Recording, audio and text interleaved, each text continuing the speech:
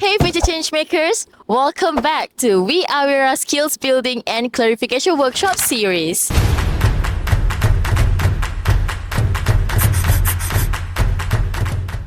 Matching your Wira to the right SDGs isn't about choosing more. It's about choosing right. Maybe you already have a Wira in mind, but you're not sure which SDG fits them. Don't worry, because we're gonna unpack all of that in today's episode.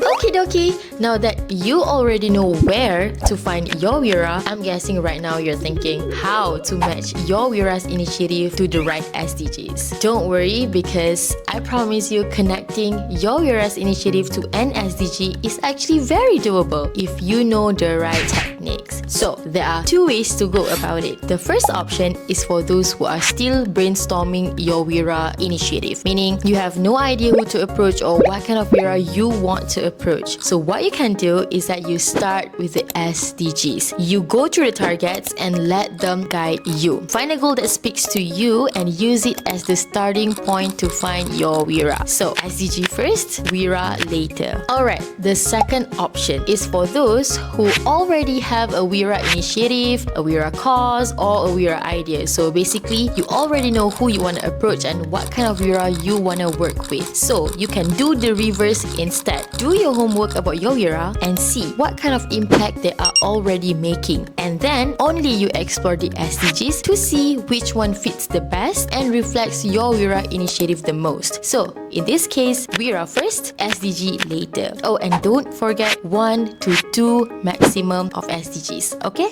Now, let's dive deeper into the first option, how you start with the SDG and then identify the Wira that matches it. So let's take SDG 1, no poverty, as an example. You'll notice there's a line saying it's more than just feeding the homeless. Exactly, that's the main idea. A lot of people think SDG 1 is only about giving food or doing one-off charity, but it goes much deeper than that. SDG 1 is about long-term solutions. It's about helping people rebuild their lives and not just get through a single day. So that's where this classic example comes in. Give a man a fish and he eats for a day. Teach him to fish and he eats for a lifetime. So it captures the whole idea of sustainability impact, right? Because it's not just about solving today's problem. It's also about opening the door to long-term change. So why it matters? Mainly because sustainability is about helping people move from simply surviving to actually thriving. And that is the kind of transformation a strong Wira story highlights. Impact that lasts, not just a moment of relief. Now, you must be wondering, right, what kind of Wira actually aligns with SDG 1? Don't worry, because this slide breaks it down for you. So, we've got 4 types of Wira here, each one showing a different way to support long-term solutions, not just one-off help. So, the first one, we have financial literacy and budgeting. These are the Wiras who teach people how to manage their money, save, and plan. It might seem small, but it really is a powerful step toward independence. The next one, we have job readiness and skills training. So this is about helping people prepare for work, whether it's about building skills, writing resumes, or even just knowing how to show up for an interview. It's about opening the doors. Next,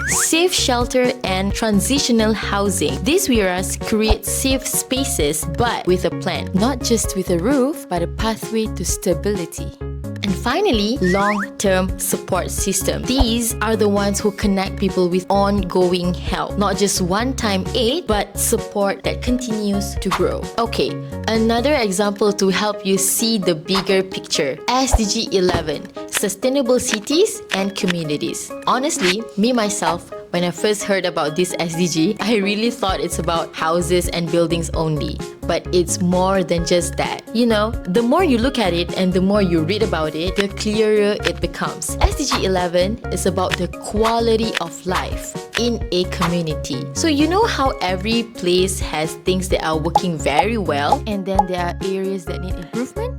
SDG 11 focuses on improving those everyday experiences, such as safer housing, smoother transport, cleaner spaces, and welcoming neighborhoods that are organized. So here's the part most people often overlook. You don't need massive construction to make a difference. Sometimes it's the small, practical improvements like a safer walkway, a protected heritage spot, and a greener space that completely changes how a place feels to live in. For SDG 11, you are looking for WeRWiras who help make communities feel safer, more organized, and more inclusive. So for example, some focus on transport, making it safer, more affordable, or more eco-friendly. And then some work on housing and public spaces. So these people, they create places that feel safe, comfortable, and welcoming. And then you'll also notice people who care about green and resilient communities. So these people, what they do, they plant trees, they protect parks, they also help others prepare for natural disasters like flood. And then there are also people who support culture and inclusion in terms of preserving heritage and organizing events that bring the community together. So all of these people, they are the reason a community feels organized, welcoming, and actually nice to live in. Okay, so now that we have covered how to understand the SDGs and how to identify the WeRWiras that fit them, let's move on to the second framing, which is matching your WeRWira with the SDGs that suit them best. It's not about guessing, it's about understanding what your WeRWira is really trying to do, and then finding the SDG that fits. This flow will help you out. Step 1. Start with your WeRWira. Ask yourself questions like, what is the WeRWira trying to solve or accomplish? Maybe it's improving access to housing. Maybe it's championing mental health or reducing food waste. And then identify the relevant SDGs. Ask yourself, which goal does this align with? Maybe it's SDG 1, no poverty, or SDG 3, good health and well-being. And then step 3, zoom into the SDG target. Find a specific target that resonates most with your WeRWira's focus. For instance, SDG 1.4, equal access to ownership and services. Last but not least, explore the indicators. This is extra credit. Think about how impact might be measured, like the percentage of people with secure housing. This process ensures your WeRWira is aligned with the right SDGs in a way that is logical and easy to understand. Now, let's talk about why embedding SDGs into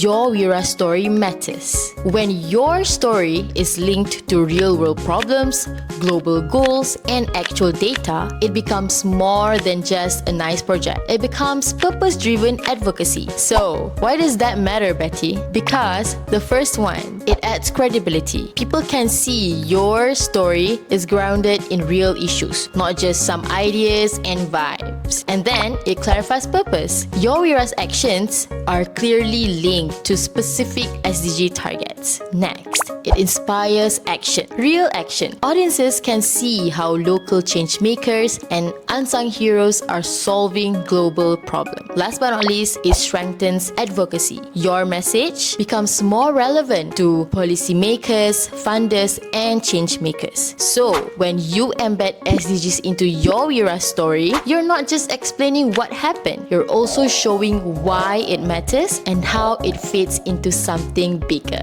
Okay, so here is an example from one of the top winners in Season 3. Let me tell you their story. Did you know that in 2025, more than 27,000 students in Malaysia dropped out of school? Why? Mainly because of financial hardship. At the same time, our country was pushing hard for digital learning through the digital education policy and the national AI roadmap. But there was a clear gap. A UNICEF Malaysia report showed that 1 in 5 students didn't have access to suitable device for online learning. So while the system was moving forward, many students were being left behind, and the consequences were clear. A cycle of poverty that becomes harder to break with each missed lesson. And what happened next? Interrupted learning, which eventually led to lost potential. This challenge connects directly to SDG 4, Quality Education for All, which emphasizes equal access to learning, especially in the digital era. And that is where the WeRWira stepped in. Seeing her students struggle, Cikgu Shafini decided to donate laptops to help them prepare for SPM. So as we can see, it's a focused, practical action that directly addressed the digital divide highlighted in SDG SDG 4. So weaving together the problem, its effects, and the story of WeR.Wira is what makes your storytelling powerful and relatable. It is this structure that transforms data into a narrative and a narrative into advocacy. So if you want to learn more about the story of Cikgu Syafini, feel free to watch it on our YouTube channel. That's it guys for today's episode. Hopefully the two framings along with all the examples we shared help you make better sense on how to connect your WeR.Wira to the right SDGs. As usual, if anything we shared today got you thinking, or if you've got any questions at all, feel free to drop them in our comment sections and we'll try our best to get back to you. You can also check out our website because there's an FAQ section prepared for you there.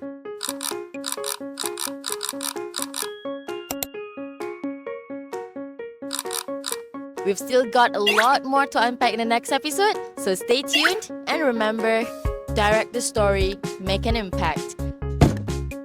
I'll see you in the next one. Ta-ta, bye-bye!